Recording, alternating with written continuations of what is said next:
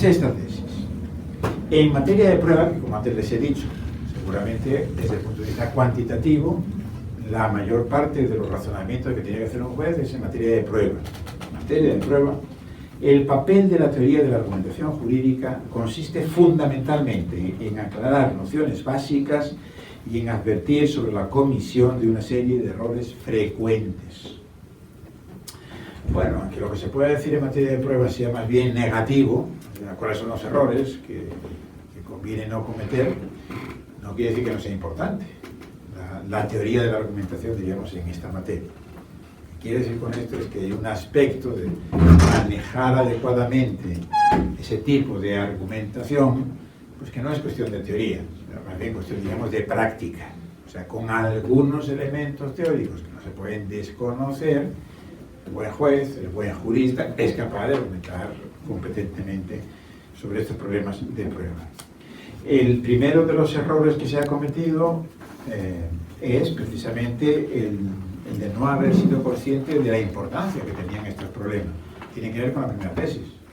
Como la teoría de la argumentación jurídica se centró en los argumentos de las Cortes superiores, como sabemos por razones procesales, lo que llega a las Cortes superiores no son cuestiones de pruebas, sino más bien cuestiones normativas. Entonces esto explica que se haya descuidado, que haya habido una laguna en el estudio de estos problemas, pero una laguna que en realidad ya en las últimas décadas se ha llenado, y yo diría que con suficiencia. Se dice también, y es cierto, pero tampoco es tan relevante, se dice, digo, que el tipo de argumentación, de acuerdo con lo que habíamos visto, se llamaría justificación externa, que un jurista tiene que hacer, tiene que resolver argumentativamente un problema de prueba, es una inducción. El argumento inductivo es distinto del argumento deductivo. Sin entrar en muchos detalles, pero fíjense, sería irracional, sería imposible que uno dijera o pensara, ¿no? El que mate a otro debe ser castigado con la pena de homicidio, la pena P. Fulano de tal, o sea, doy por sentado, considero un hecho probado, que fulano de tal ha dado muerte a Zutano, y sin embargo no considero que deba, el juez que dijera esto, no considero que deba condenarle a la pena P. Entonces diríamos, esto es imposible. Si aceptas las premisas, entonces necesariamente tendrás que aceptar también la conclusión, en un argumento deductivo. En la inducción no es así. Entonces uno podría decir, sí, hay un testigo que dijo que efectivamente había visto a fulano y Zutano en tal lugar y peleándose, que uno había sacado una navaja, etcétera, etcétera. Hay otro testimonio de alguien que corrobora efectivamente esa tesis. Hay un perito que dice se encontró rastros de sangre en los vestidos de la víctima y luego se comprobó que el ADN coincidía, no de la víctima, sino del autor, que se había manchado de sangre y que coincidía el ADN con la sangre de la víctima. Diríamos una serie de datos probatorios de ese tipo. Y de ahí se infiere, por lo tanto, fulano de tal, sospechoso, diríamos, es el autor del homicidio. Diríamos, no, sí, pero es una inducción. Entonces, como es una inducción, no podemos decir que necesariamente, si es verdadero que el testigo dijo eso, que el perito, etcétera, etcétera, entonces necesariamente fulano de tal fue el autor. A veces no. Las inducciones no aseguran que puedes pasar de las premisas a la conclusión. Aunque una buena inducción lo que te dice es que es muy probable. Por eso lo de los estándares de prueba. El tema del estándar de prueba, el equivalente no existe a propósito del silogismo judicial. Parece a propósito de la prueba. Es una inducción, esto es una deducción. Pero yo les decía, esto en el fondo tampoco es tan relevante, que sea una inducción y no una deducción. ¿Por qué no es tan relevante? Pues no es tan relevante porque de manera trivial uno puede convertir una inducción en una deducción.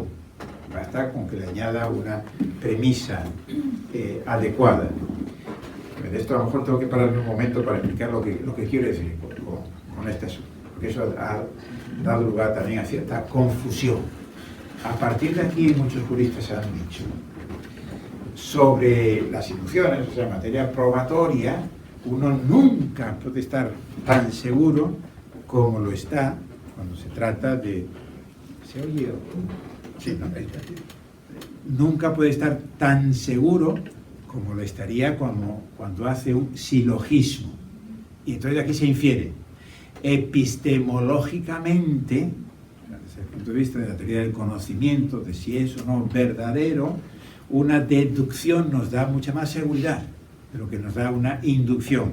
Pero claro, esto no es así, porque el argumento deductivo dice que si las premisas, es condicional, si las premisas son verdaderas, entonces no es también la conclusión. Pero podemos tener una deducción con premisas muy débiles. Por ejemplo, se tomó una norma pues que no era una norma ya vigente en el sistema, o que se interpreta de acuerdo con un criterio que no es tan plausible o que resulta discutible. ¿De acuerdo?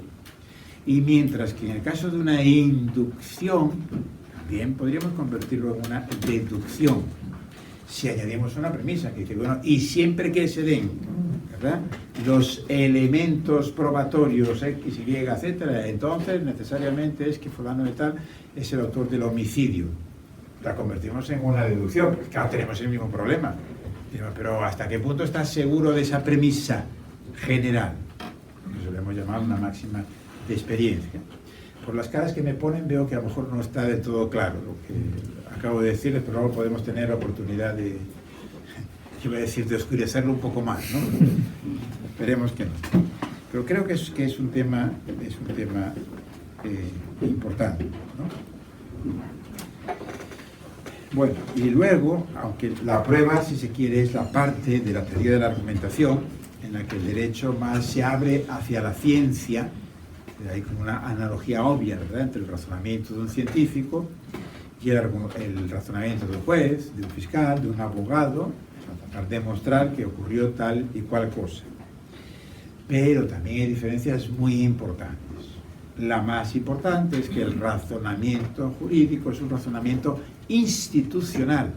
Entonces esto significa que hay ciertos condicionamientos o ciertos límites que no se dan en el razonamiento científico. Imaginemos la cuestión esta de la prueba prohibida. Entonces se anula y no se puede considerar como elemento algo en el derecho probatorio, y por razones que bien pueden estar justificadas, se entiende que así debe hacerse. Entonces, ese límite no existe desde el punto de vista de la ciencia.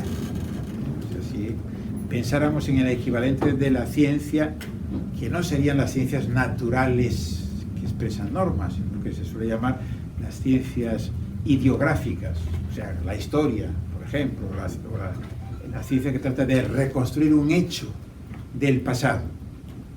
Ahí no hay ese límite. O sea, si el arqueólogo tiene buenas razones para pensar que efectivamente pues, el origen de tal fenómeno ha sido este, ¿no?, aunque para ello pues, se hayan utilizado todos los medios ilícitos que uno se le pueda ocurrir, pero ¿qué importa, verdad?